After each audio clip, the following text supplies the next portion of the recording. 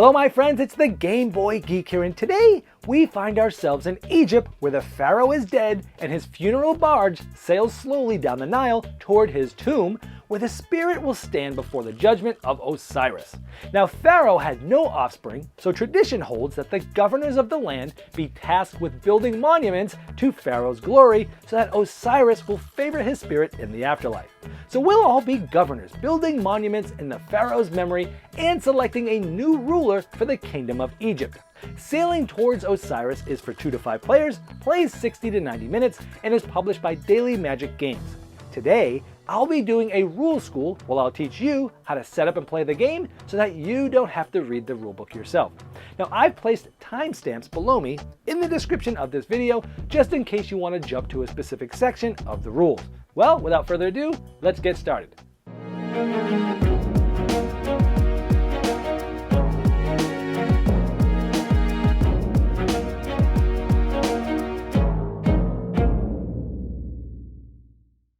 In Sailing Towards Osiris, you're the governor trying to have the most glory by building monuments like obelisks, sphinx, and pylons. But you'll be getting extra glory if you're able to position them in specific types of ways.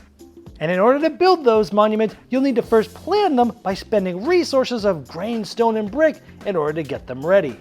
And you'll be gathering those resources by sending out different laborers of specific types to different regions. And you will be getting those resources only if the pharaoh's barge going down the river is in the right location. You can race other people to be the leader of caravans to get goods, and when other players go there, you'll get some of theirs.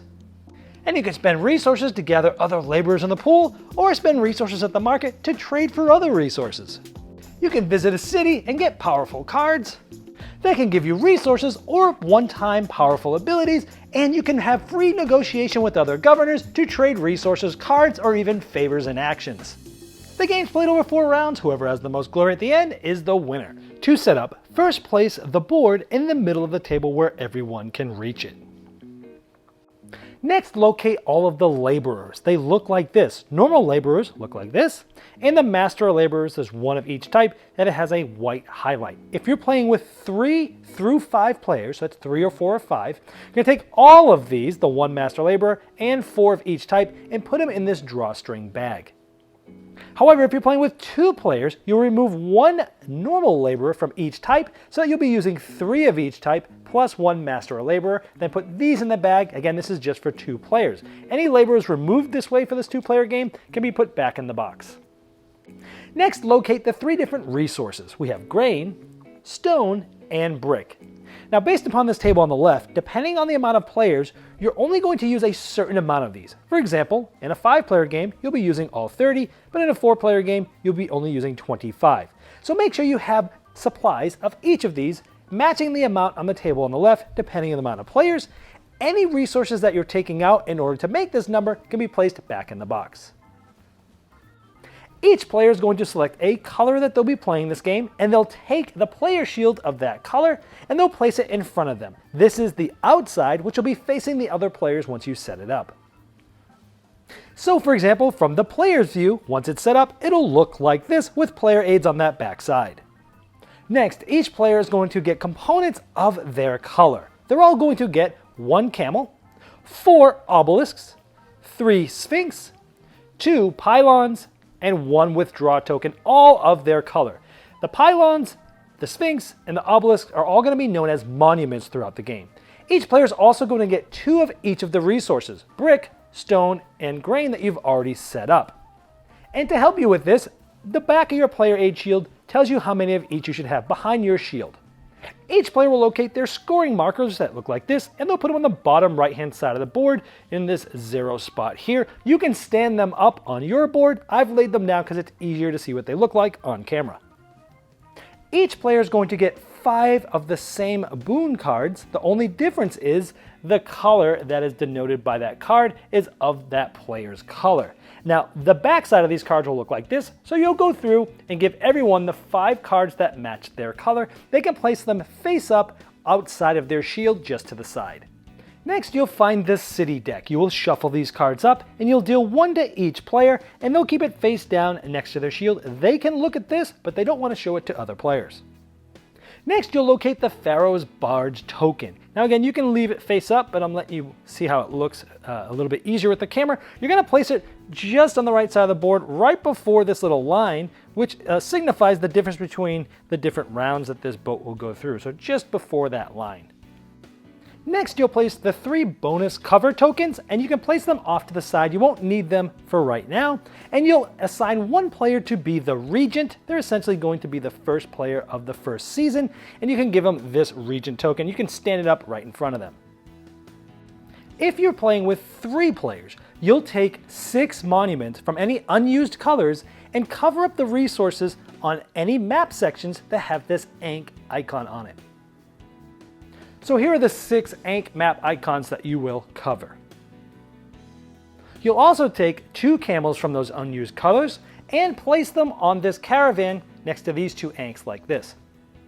If you're playing with 2 players, in addition to covering up the sections we just showed you, you'll also take 6 monuments from one of the unused colors and cover the map sections that have this scarab on them. And so here are the 6 additional ones that we would have put out for the 2 players. Notice this one doesn't actually go on resources, it goes in a city. Also with 2 players, you're going to take 3 monuments of an unused color, and you're going to place them in the far left construction cartouche of the different types of monuments of obelisks, sphinx, and pylon. Players in this game are known as governors, and the object of the game is to be the governor with the most glory points at the end, and you're mainly going to be getting them by building monuments along the river, monuments being obelisks, sphinx, and pylons, and also by arranging monuments in certain configurations and building them in certain locations. In order to build these, you'll be using resources. And in order to get the resources, you'll be using laborers of the same color type of the resources you want that you'll be getting from the bag at the beginning of each round. The game is played over 4 rounds. Each round, you'll be going through 3 major phases. In the first phase of a round, known as a season, the player who has the regent marker will be the first player, and they are going to draw laborers from this bag. Now the amount of laborers they pull from here will depend on the amount of players as shown on this table on the right. For example, with 5 players, each would draw 2 laborers and would secretly place them behind their shield, passing the bag clockwise to their left. Once all players have drawn that amount, the regent will draw out enough of these to leave only 2 in the bag. And the ones that they draw out now get placed into the labor pool here. Keep in mind that one of them, or more than one, could be one of the master laborers. Now the number of these laborers in the labor pool differ depending on the amount of players. Again, looking at that labor pool column on the right, there will always be 2 left over here. The regent can look in here and see which ones are there. That gives them information about which possible ones other players might have or which ones they don't have. Then you'll move on to the second phase of the season, which is taking actions. Each player is going to take 1 action in a clockwise manner until all players have withdrawn. And you may notice the board is clear now because we are playing with 5 players. I mentioned earlier in this video, the one with the most glory is going to win, and the way you get most of that glory is by building monuments and your specific placement of those monuments. So let's talk about doing that first. One of the actions you can do is plan a monument. Here you see the different areas of obelisks, sphinx, and the pylons. Now, these are different construction cartouches for each of those monuments. In order to plan a monument, you will spend the resources from behind your shield into the supply, a certain amount depending on where you're going, for each monument you're trying to build. Now you're only doing 1 action and then it will be the next player's turn clockwise, so let's show you a planned monument. I'm going to spend 2 stone, 2 brick, and 2 grain. Those are the resources we actually started the game with. I'm going to spend them into the supply from behind my shield and place one of my obelisks right here just to show that other people cannot use this right now in this season. It would then be the next player clockwise to take an action and so on and so forth until it came back to me. But let's say it came back to me. Another action you can take is build a monument. If you have a monument that's planned like this, you can take it from here and build it. Now, each of these types of monuments have certain spaces and requirements that they can be built on. For example, the obelisk can only be built on a space that has 2 resources on it. Where the sphinx can be built onto map sections that have these type and number of resources, and the pylons can be placed on this one that has 3 grain or onto a city. And those icons correspond with the type of resources and the quantity of those in the different map sections throughout the board. So in this case, I can build this obelisk on any place that has 2 resources. So let's take a closer look at the board. Now again, you can place this on any of the ones, in this case, that has 2 resources on it, anywhere on the map. However, if you do place it on one that has 2 resources, and it's in the same river section of where the Pharaoh's barge is, you'll get an additional point. And this section goes from here all the way up to this line. So any of these that had 2 resources that are in the same river section, I would have gotten an extra glory. So in this case, I would have gotten a 2 glory for building the obelisk and an additional glory for building in the same river section as the barge. And so the 3 points of glory I would get here, and this is how you track your score. Now earlier we talked about laborers, and that's how you're going to be able to get resources. Sometimes there might be a laborer on a map section, and you can never place any monument on a section that has a laborer. Sometimes, which we'll talk about later, a laborer might straddle both map sections, and in this case it's taking up both of these, so a monument cannot be placed on either of these. We're going to go over laborer placement later, but it has to be clear of that in order to place a monument, and you can never place a monument where there is another monument. However, since each terrain space can have multiple sections like this, with this line in there, yourself or another player can place a monument on the other section of that, and that's quite okay, of course, as long as there's not already a monument or a laborer there. Now the pylons can also go on cities, but they can only go on cities that do not already have a monument or a laborer. It basically has to be empty for you to build a pylon there. And monuments can never be built on either of these 2 caravan spaces, regardless of the amount of players. In a 2-player game, there would have been an unused color on the left side of this specific monument construction cartouche. When you build this, you would move the unused player's token to the spot that you just built. It moves around and just blocks different things as people build monuments. Now, denoted on your player shield on the right, you can gain glory for being the first to build all 4 of your obelisks, 3 of your sphinx, or 2 of the pylons. Now there's a lot of strategy going into where you place these throughout the game, but at the end of this video, I'm going to show you final scoring, and I'll talk more about it then. Again, keep in mind you're only taking one action and it's going clockwise. One of the actions you can take is harvesting resources. To do that, you're going to use a laborer that you pulled out of the bag in the first phase of the season. Now when you place a laborer, a few things about that is this is a terrain area and these are 2 different map sections. If one of these map sections already has a monument, you cannot place it there, but this open side we can. And in this case, you'd get the resources here. A red laborer was placed to get 2 of these red bricks. You could not place a laborer that does not match the color of what you're trying to get. For example, this one cannot be placed there. Only the red laborer can, because that's the one that gets you the bricks. In this case, you take 2 bricks from the supply and place it behind your shield. Now, resources are finite, so if you're ever to collect resources from an action and there are none of that type in the general supply, you cannot receive them. The resources in the labor pool and the market are not in the economy. However, if there were 2 monuments in here, then this laborer could not go to either of these sections. And if neither of these map sections had any monuments, when you place the laborer, you straddle it like this, and you'd get resources from both sides. In this case, a total of 4 brick. And of course, as I mentioned earlier, if there's a laborer straddling this, monuments cannot be added to either side of this. Now there's also an additional placement rule with laborers, is they can only be touching a river section where the barge is or where it already has been. Which means, here's the end of this section, you cannot place them over here because it's not been here yet. This barge is not here, it's over here. So it's where the barge is in any river section. So as the rounds go on, you'll be able to go to further and further places with your laborers. Now I've mentioned that laborers can gain resources from areas that are either adjacent to the river section that the barge is in, or any section of the river that the barge has already been past in previous rounds.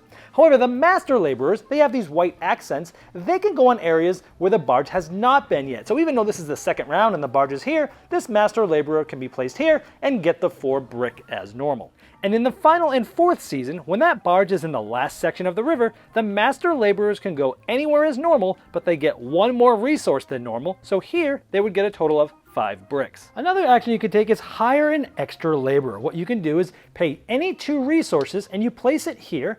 They do not go back to the supply yet. They'll do that at the end of the round. And you take any one of these laborers to hire and place them behind your shield.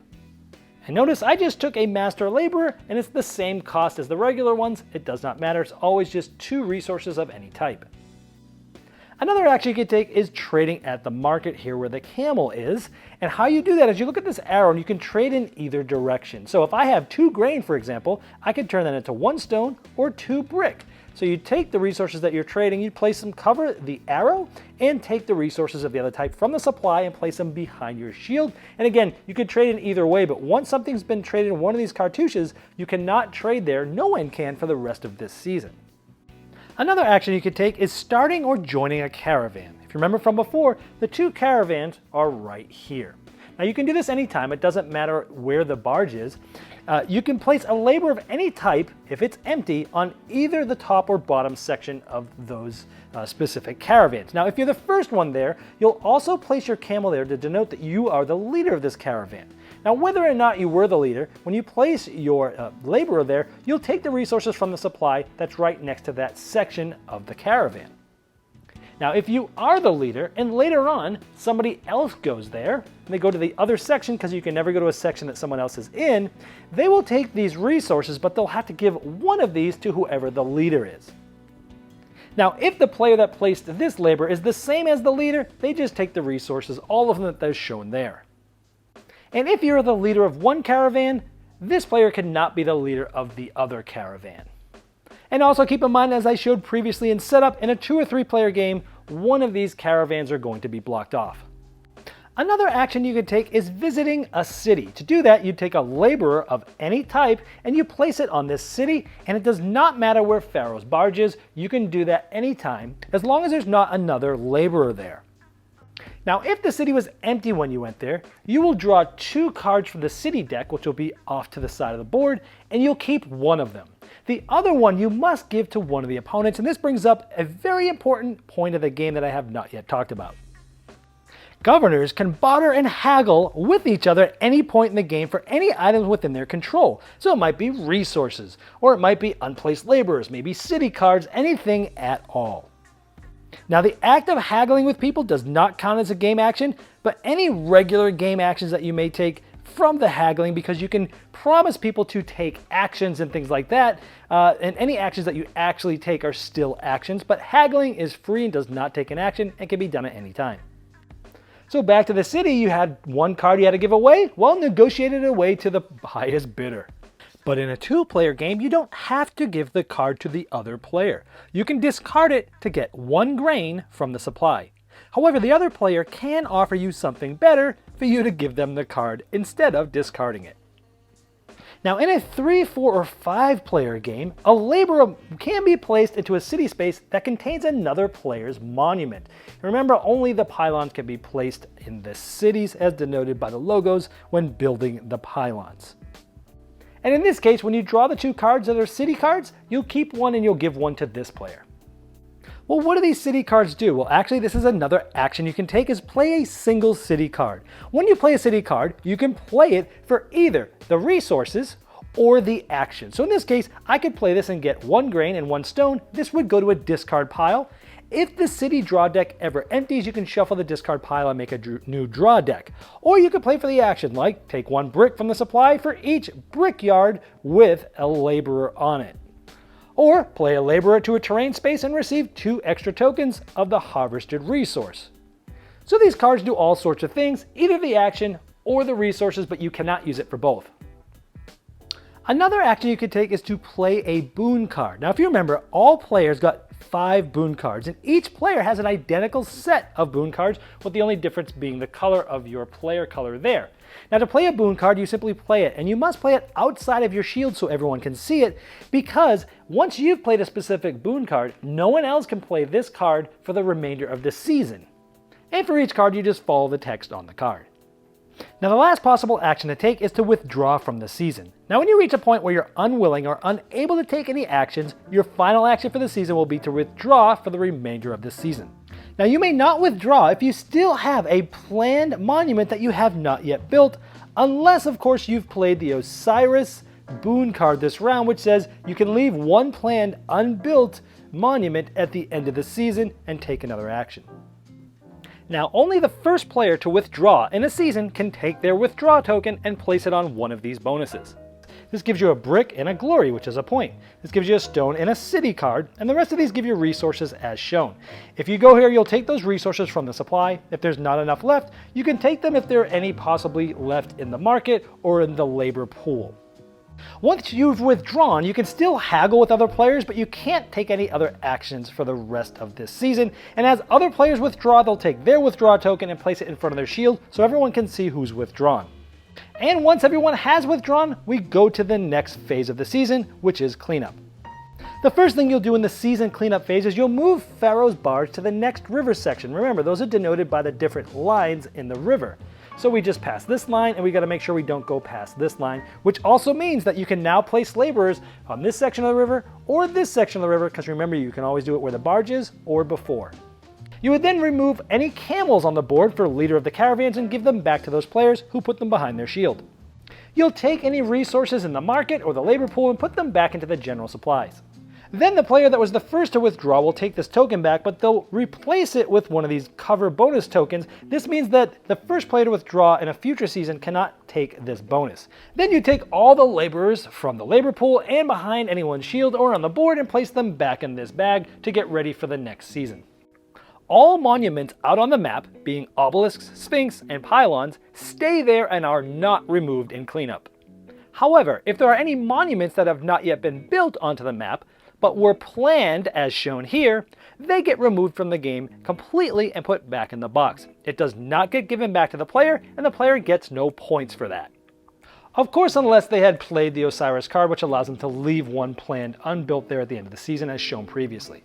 And any played Boon cards by any player, which should be outside of their shield to ensure that nobody played the same one this season, these will all get removed from the game as well. And then that first player that withdrew has this region token. They would start the first phase of a next season, which is drawing those laborers from the bag, and you follow all these phases just like before.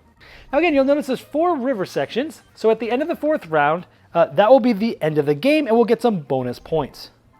Now on the inside of your player shield, it shows you these bonuses. If you're able to build 3 monuments adjacent to each other, then you'll get 2 extra bonus glory there. You'll also get 3 glory if you're able to build 4 monuments on the same section of the river.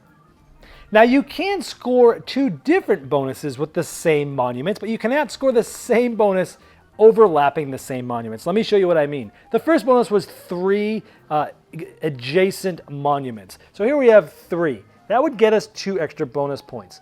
However, there's 2 here, but you can't use this one, and this one to get another 2 points, saying that these 3 are adjacent, because this one's already being used for that same type of bonus here.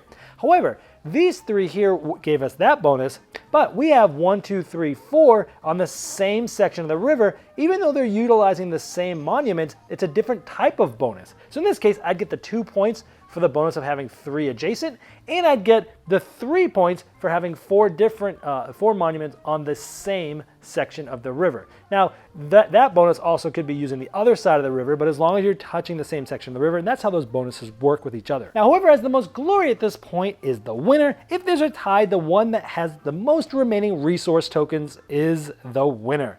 And if it's still tied, then you share the victory. Well, I hope this helped you dive right into Sailing Towards Osiris and get to the fun quicker than you normally would if you had to read the rulebook yourself.